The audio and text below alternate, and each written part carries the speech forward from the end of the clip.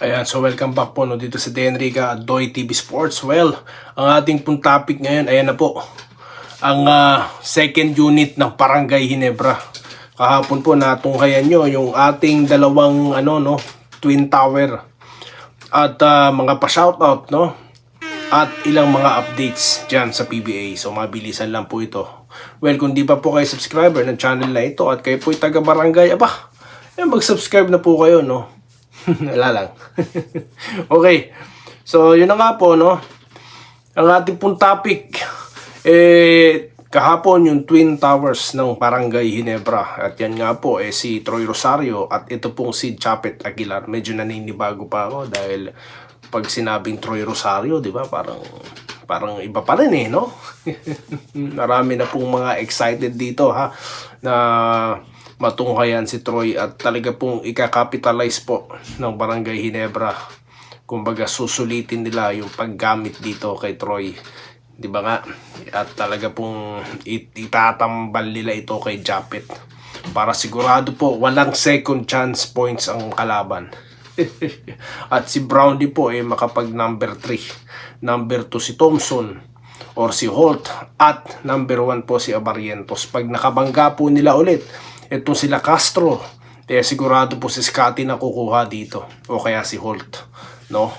Yan po yung atin sa mga inaano dyan, tinitignan dyan. Ngayon, usapan pong second unit, makakabalik na nga po si Jeremiah Grady po ba? Biruin mo, kung si The Blur kayang alpasan si Abarrientos, mukhang di niya kakayanin itong si Gray, no? At yan pong isa si Gray, of course si Ahan Misi. Meron po tayong special content about kay Ahan Misi, no? Sa mga susunod na araw po yan. So second unit po natin si Ahan Misi. Tapos of course sa pangatlo po si Jamie Malonzo. Kala ko ba injured? Well, unti-unti po pababalikin po yan si Malonzo. Unti-unti. At expected nga po natin this coming Commissioner's Cup, di po ba? So sometime this baka malay nyo, mga early, no, or mid, makalaro na yan. So siya po yung nasa second unit muna natin siya ilalagay, no. Pwede siya maging kapalitan ni Brownlee. And of course si Japet Aguilar, no. Si Japet Aguilar, ano po yan, sabi ko nga po, pwede silang magsabay as Twin Towers at pwede rin naman pong magpalitan din sila ni Rosario para po yung presence natin sa ilalim is consistent, no? So siya yung ating nilalagay dyan. At sino ang panglima? Sino ang panglima? Well, of course si Ralph Koo. Nakita nyo naman po ang niya. Ako nga po, sabi ko dati, di ako believe nakita ko po yung presence of mind, yung basketball IQ mataas pala. Biruin nyo, kayang mag 3-point shot, tapos yung mga pasa niya, compliment po siya sa triangle offense neto ni Coach Tim Cone. Kaya nga po pala gusto siyang gamitin ni Coach Tim Cone. So yan po ang second unit na talaga pong mahihirapan po talaga dito mga kalaban ng Ginebra. At meron nga po nagko-comment dyan na sabi hindi daw nag-champion ng Ginebra, hindi daw siya maniniwala sa akin. Well, wala pa po kasing Troy ngayon noon. Ngayon meron na kasi nga po nanibago po talaga ang barangay. Hindi naman po instant yan no? Syempre may pagbabago dahil for how many conferences nakasama nila si Sistan, na nasa sistema si Sistan. Ngayon wala si Sistan, di ba? So bigyan naman po natin sila ng honeymoon period, nga. So yan po. So this coming Commissioner's Cup, yan po ang ating inaasahan dyan. At talaga pong sigurado mananakit ang ulo ng mga coach na matchup natin, diba? So tapos wala pa dyan sila kung mapapansin nyo po, hindi sa dinidisregard ko si LA Tenorio. Alam naman po natin na siya po yung magiging busy sa kanyang gagampan ng tungkulin, no? Tapos baka iniisip nyo, nasaan si dyan? Si Nard Pinto, syempre kasama na rin po yun, no? Susundot-sundot po dyan si Pinto dahil yung defensive niya po, skills niya at yung 3-point shots niya po at yung presence niya sa loob, kailangan din yan, di po ba?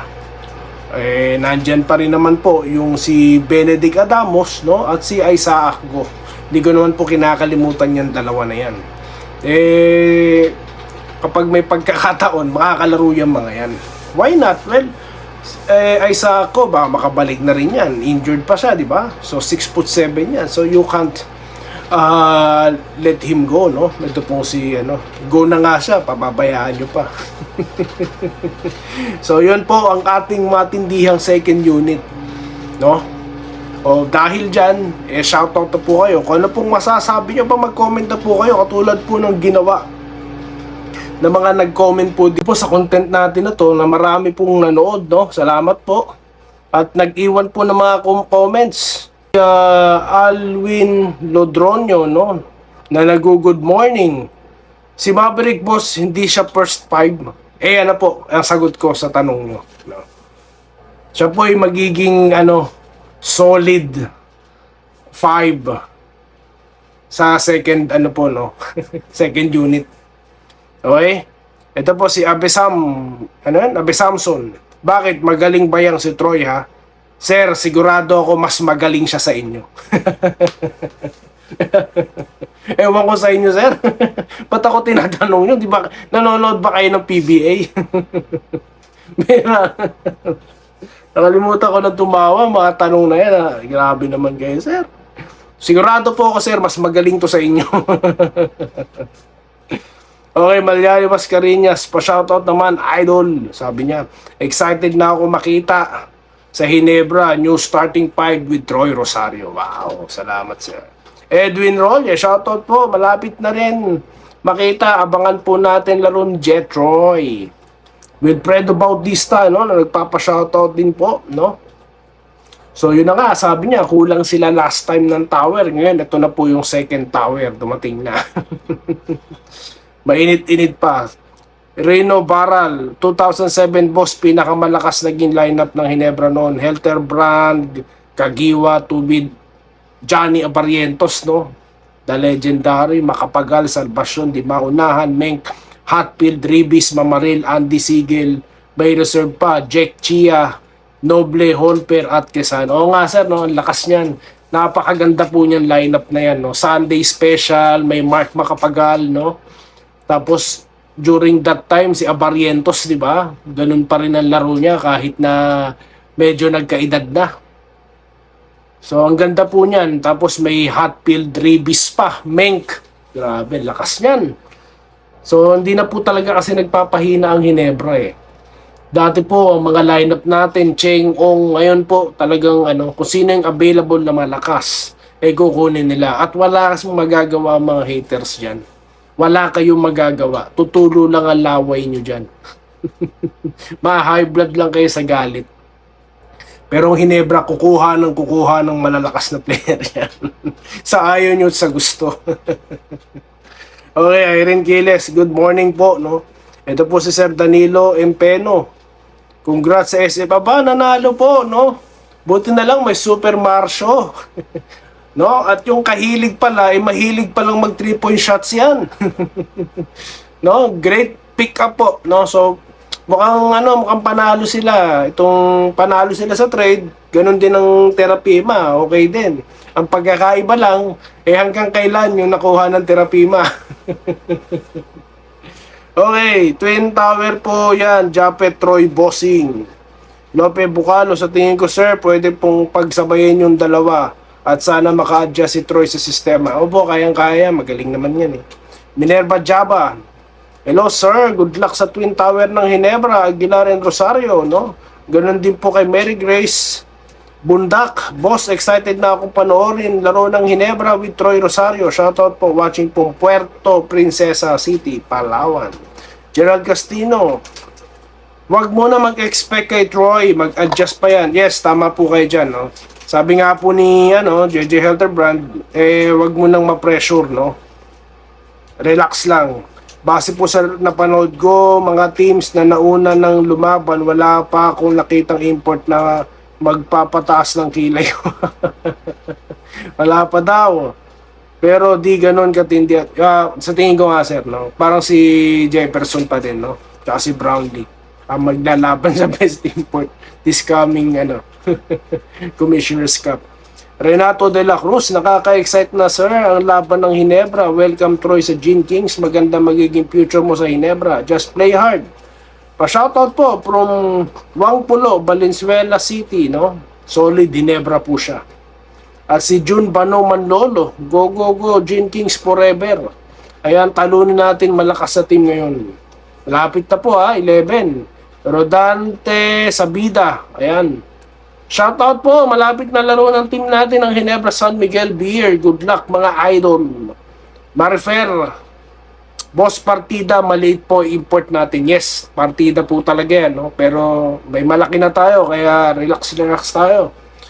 Bambino de Leon, idol, good afternoon po. Maganda na yan para kay Aguilar may katuwang. Salamat din po, no? Ganun din po kay Sir Clemente Bustamante, good PM idol, Ginebra po ako noon. Pa-shoutout naman, no, kay Ma'am Mrs. Minnie Bustamante. So, yan po ang ating mga pa-shoutout, no. Mga nag-comment po sa ating nakaraang content. Kaya kung di pa po kayo subscriber, pwede pong mag-comment. Subscribe na rin po kayo, no. Mag-iwan na rin po kayo ng like, no, para po tayo mga discover ng iba pang mga taga-barangay. So yun lamang po guys ang ating napag-usapan. At maraming salamat po sa inyo pong patuloy na pagsuporta. At magkita-kita po tayo sa mga susunod na video content dito lamang po sa Denrick at Toy TV Sports. Muli, maraming salamat po sa inyong panonood. Salamat po sa panonood. Subscribe na para sa mga susunod na basketball at boxing videos.